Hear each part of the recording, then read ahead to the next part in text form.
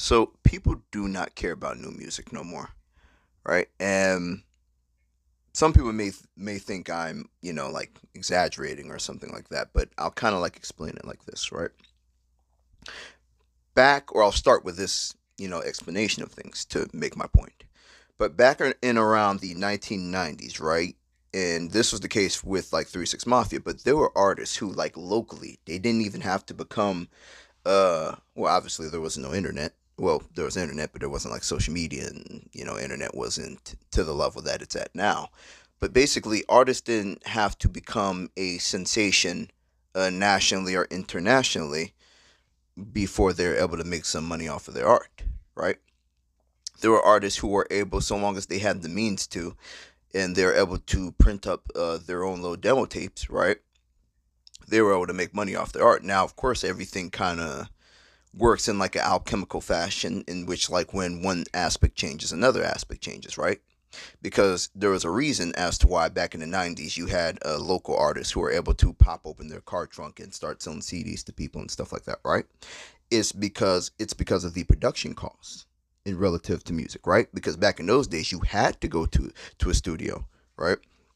Like I have an older brother who's maybe he's around like 48, 49, and he basically told me before, like back in those times, like in the late 90s and early 2000s, it was a flex to tell people that you were going into the studio and that you were getting studio time, right? Now, to anybody who's born in the late 90s, early 2000s, right, or like around 2008, 2009, hearing me say that, that sounds complete bonkers, right? Because nowadays you can record on your phone, you can record anywhere, right? But see, back in those times, the ability to create music was so scarce and so difficult that it created value in people who are actually able to do it. And on top of that, people who are dedicating themselves to it, they had to have some level of talent, right? Like it was the amount of whack artists out there was very scarce because the production costs were so high, right? So for people to even take the time to go and make music, they had to have something, right? So of course, obviously, with that as well, if common sense should tell you that if the production costs were high, that means there wasn't as much music available, right? And that's really the thing that kind of led to us being in this point where people don't care about new music by itself alone, because the it's kind of like how they say too much circulation makes the price go down, or it makes the value of something go down, right? You can't flood the market too much. The market in regards to music is over flooded, way over flooded. There's about 1 million songs being uploaded weekly to Spotify and all the streaming services, right? Now, it is true that, in a certain sense, it wasn't, even if you look at the biggest music stars going all the way back to like Elvis and James Brown, right? People did always have a care for the story or the personality and character of the musician and the artist, but the music came first. We're at a point in time now where that has switched because of how much music is available, right? So, and that's why, like, for instance, right, even around the time when social media first came out, right, the first thing that you would see from artists who are starting to get popular would be some kind of song of theirs that people are listening to and sharing, some kind of music video of theirs that people are listening to and sharing, right? So now we're at the point now where when you're first hearing about artists, it's some kind of social media antics, right? And if it is something in regards to their music that's getting them popular, it's something about the song. Either they're saying something controversial in the song, and that's why it's getting listened to and shared, or there's something about the song. Like you'll see more people's music getting shared for people calling the music whack, right? Because there's a comedic factor to that, right? In a certain sense, good music, even if it's a great song, if somebody makes a great song about, let's say, the first love of their life, right? That doesn't get shared and valued as much because we've heard so much of that. We've been over flooded with that all the way going back to the times of James Brown and Elvis, right? That's the real reason why you see certain shifts in regards to music, because people get numb to things. Like there's a lot of people who wonder why, like in the 90s, everything got very sexual in regards to music, particularly say like R&B music and pop music, and why it moved away from love, because we were overdosed with love songs, from the 70s and 80s, right? Anybody who was around those time periods, they can tell you that, right? But some of them, they wonder why in the 90s and early 2000s why everything shifted. It's because we got numb to that. It wasn't just the cultural shifts, right? But it's the things that people get numb to that cause those shifts, right? So it's the same thing in regards to music now. We are numb to so many things in regards to music. So many things. And particularly say like, and that's another thing too to mention, like, because there's some people who wonder about, well, like, why rap took over in the way it did. Rap is the only art form that can really function in the way that it does, right? Where you can have like every single kind of rapper. You can have a rapper that's depressed. You can have a rapper that's happy. You can have a rapper that's bragging about something. You can have rappers that are dissing each other and directly talking about another rapper. You don't really get that with other forms of music, right? And with every other form of music and all the topic points and all the topic matter and all the kinds of characters that music comes packaged with, we got so used to it that we got numb to it, right? And that's why hip hop began to stick out so much, right?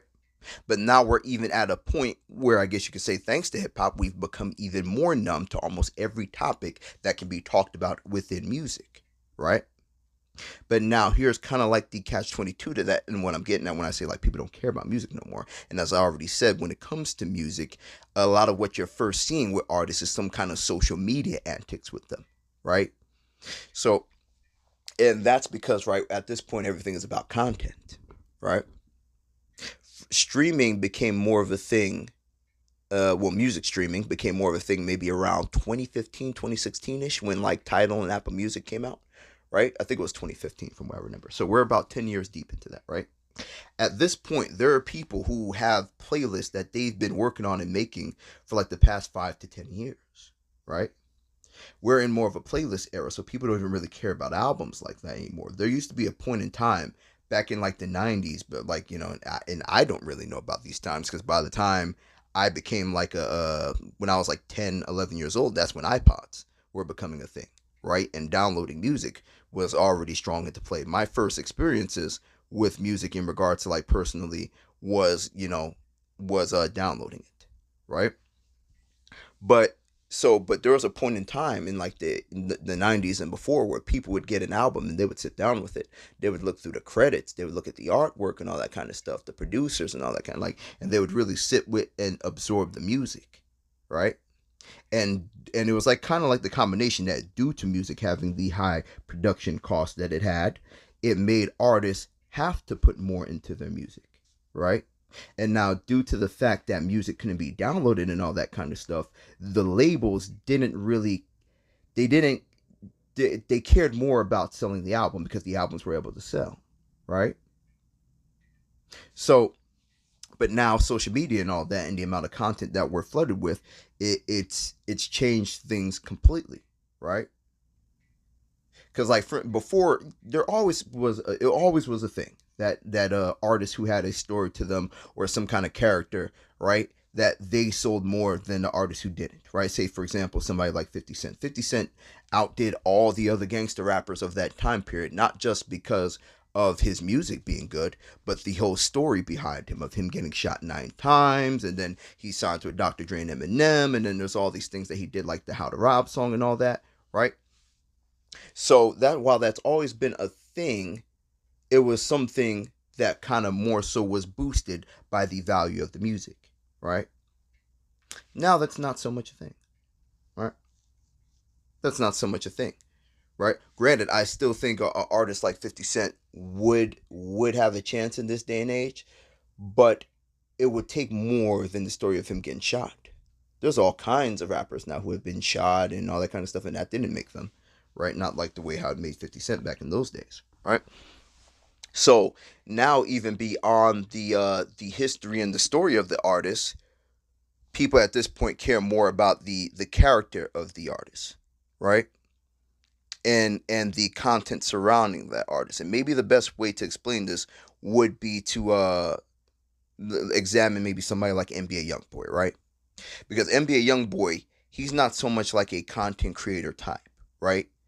but in a certain sense, he does treat his music like it's content with the amount of music that he releases, right? I think I even remember seeing an interview with him where he was saying like he doesn't even really like think about it too much. Like he doesn't try to overwork it when it comes to his music that he makes, right?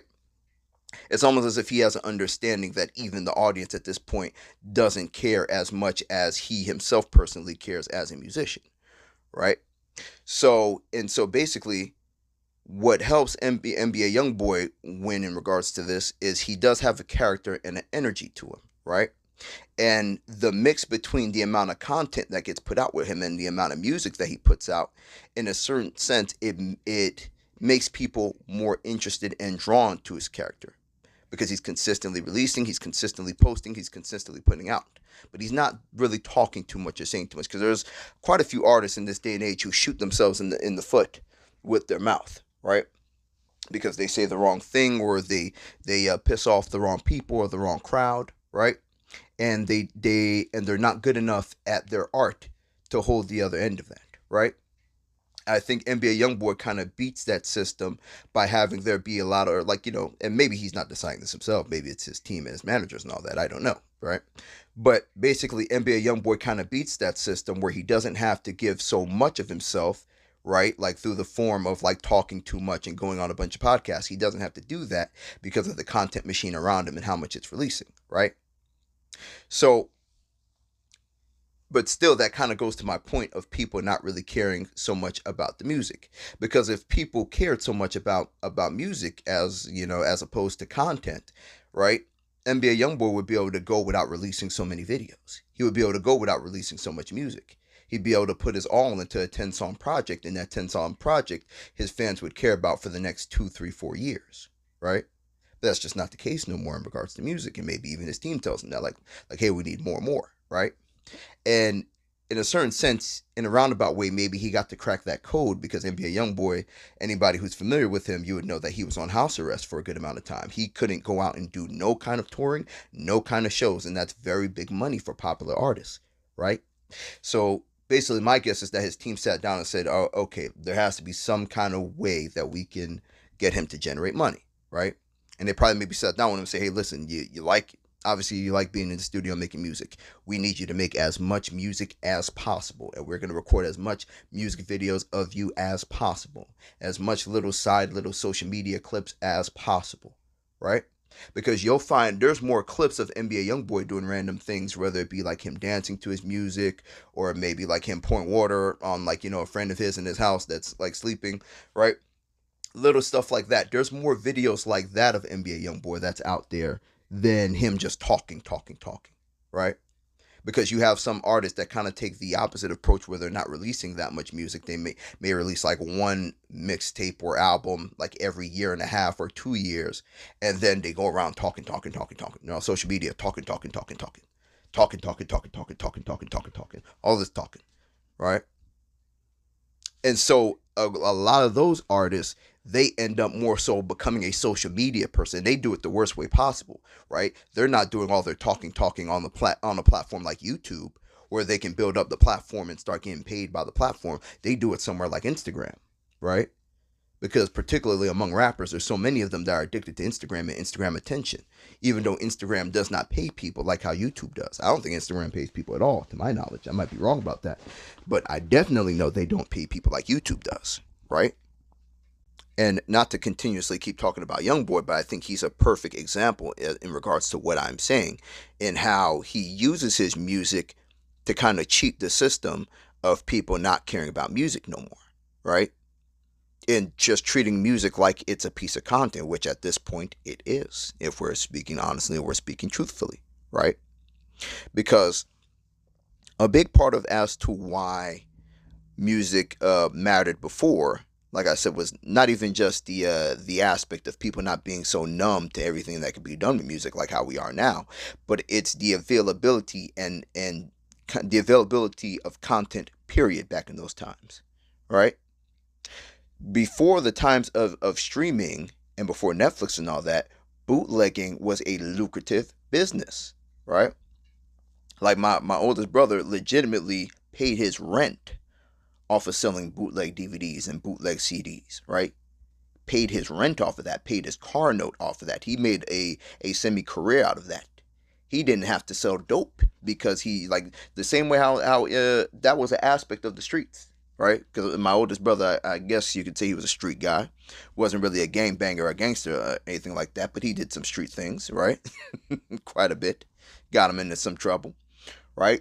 But he made a lot of his money in the streets, right, off of being the DVD man. Like, he is literally known. People in the hood knew my oldest brother as the DVD man, right? Like, like anybody who's from Palm Beach County and a little bit in Broward may know him as well too. But it is a very big dude named Rick, right? And he sold DVDs. Anybody who's familiar with him, you knew my brother, right? But basically, what I'm getting at is that whole market, right, and how my brother was able to make money got completely wiped out thanks to streaming, right?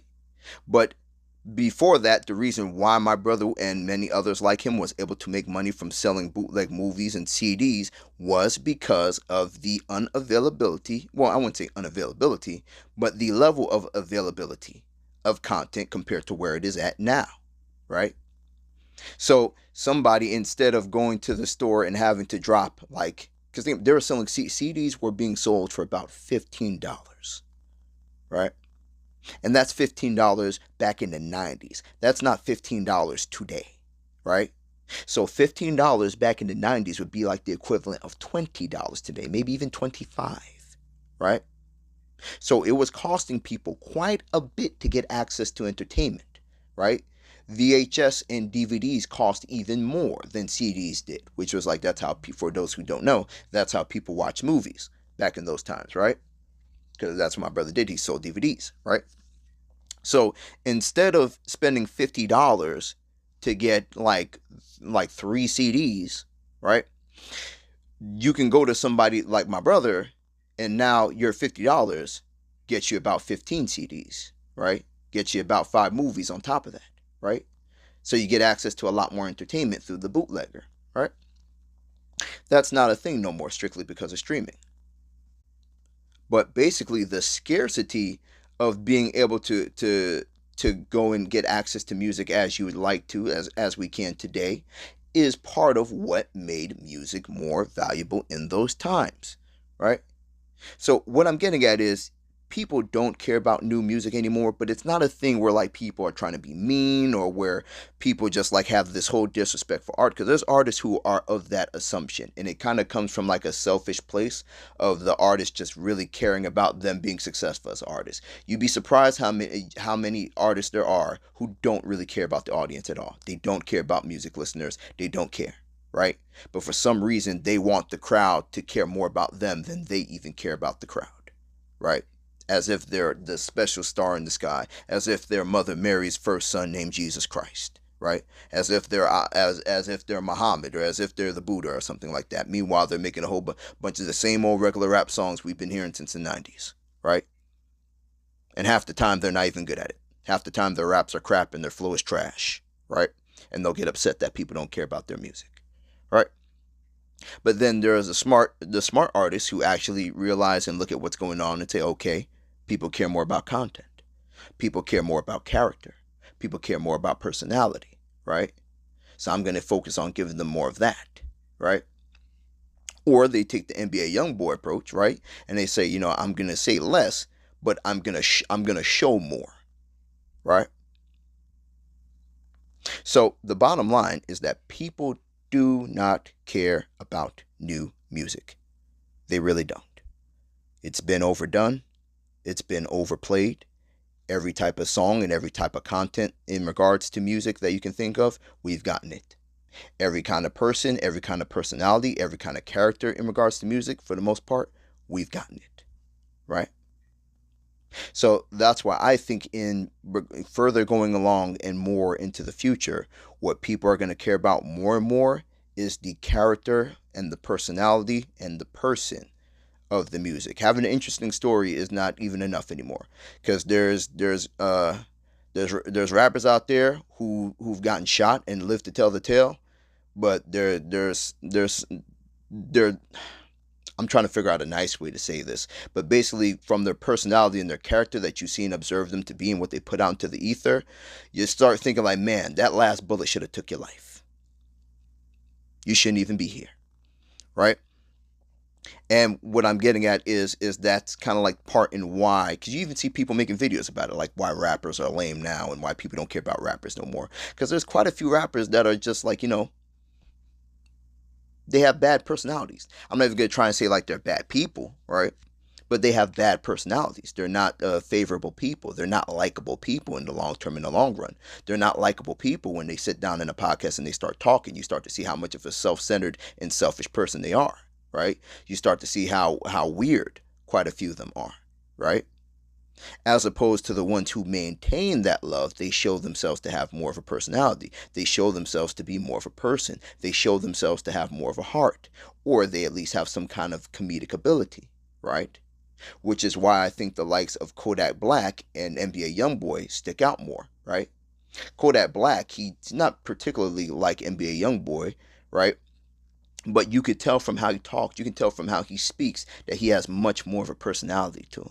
He has much more thoughts in his mind. He's much more personable, right?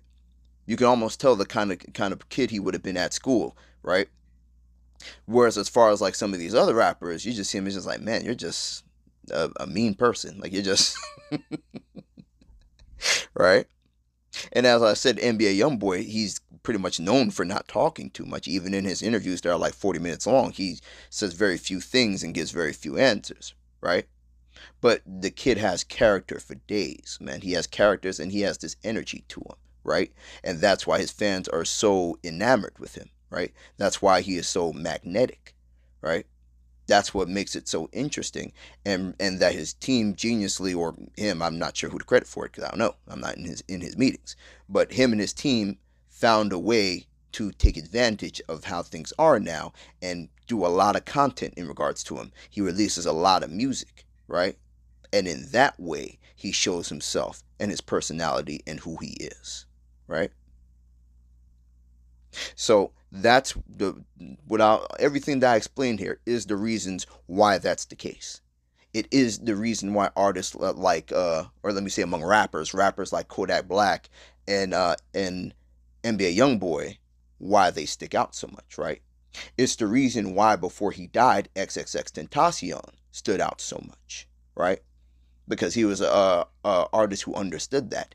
But there's people who talk about how before he got popular, he would try and make sure he talked to everybody who was interested in his music, everybody who left a comment, right? He would try to talk to as many, especially if they're saying something respectful or if they like had it genuinely asked him a question. He would try to talk to everybody he can, and then after he got popular, he would try to address everybody, right? And he was getting more into doing like YouTube videos and stuff like that where he was talking about certain things, right? I don't know if he consciously understood it, but maybe subconsciously on some level, he understood the direction that things were going. And that's why his music was so meteoric because, along with the music actually being good, he had a personality that people gravitated to, right? So, due to those things, I don't think it's so much of a problem that people don't care about new music no more, right? Because there's quite a few artists who became popular between the 2010s and the 2020s were just based off of how they are as a person and their personality. I think they never should have been successful to begin with. I think quite a few of them don't deserve life.